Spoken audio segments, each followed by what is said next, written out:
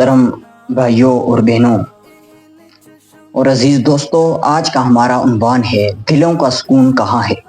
دنیا کی اس تیز رفتار زندگی میں ہر انسان کسی نہ کسی پریشانی، بے سکونی اور الجھن کا شکار ہے۔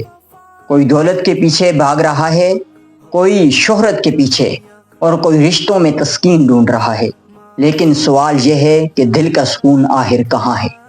قرآن مجید اس سوال کا سیدھا اور سچا جواب دے رہا ہے۔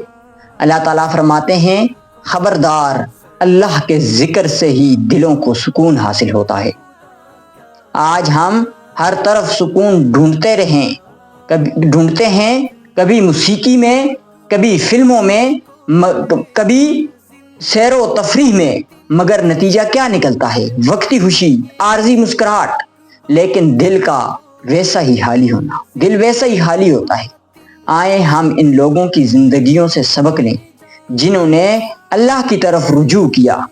حضرت بلال رضی اللہ تعالیٰ عنہ، جنہیں مکہ کی گرم ریت پر لٹایا گیا، گرم ریت پر گھسیٹا گیا، ان کے جسم پر کوڑے برسائے گئے، مگر ان کے لبوں پر عہد تھا اور دل میں سکون۔